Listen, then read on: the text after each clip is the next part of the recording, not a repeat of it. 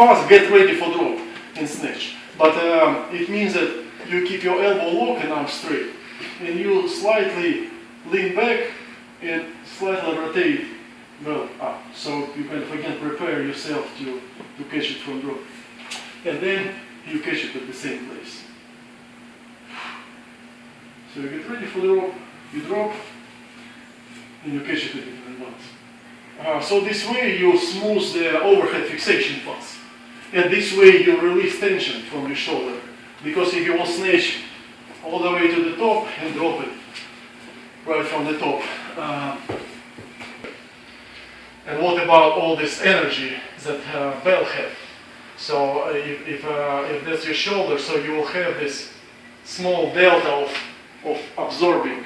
That's what happens when you snatch it all the way to the top. It's kind of pulling you a little bit. You know, you feel this in the core tension, and it's so high. It's way above your head. So it's way harder to stabilize this way that high rather than that high on the rack. And when you catch it a little bit in advance, when you catch it here, so that will be exact the space you'll boost for stabilize and stop the bell, and it will stop right on the place where you want it to stop, final fixation, and you will not overstretch your delta. So when you catch it a little bit in advance here, and plus, you see it's if here this 180-degree angle, and again it's kind of wanted to even kind of unbalance you and pulls you backward.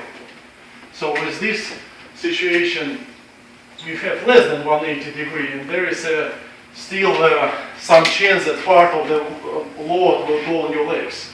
So when you stop the bell in advance, it not goes to your delta, it goes to your legs always. So that's how, again, there's less pressure on your shoulder to stop bells here. So you'll not waste energy of your upper body by stopping bell here, and then nice and smooth, you get to the final fixation. And same drop from the top. If you also drop it right from here, like how you started, you apply this effort and push the bell forward. And again, that's a little bit of deltoids and shoulders work.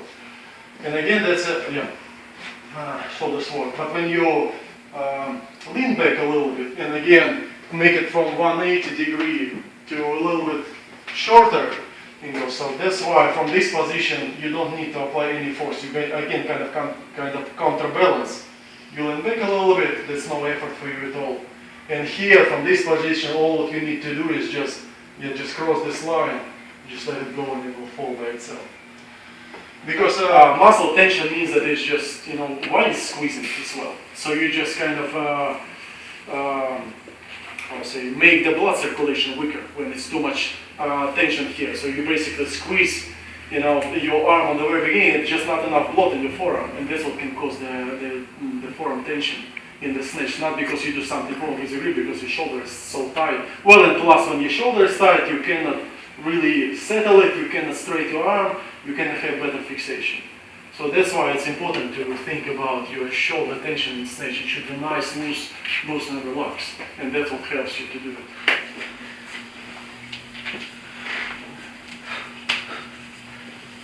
And again, this angle, how deep you will make this deep for drop is individual. I don't mean that it should be super visible and super deep. You just should feel this balance of the bell. The same story about elbow. We also in snatch don't want elbow facing outward. You want to pull some backward and elbow forward a little bit for snatch, for overhead fixation.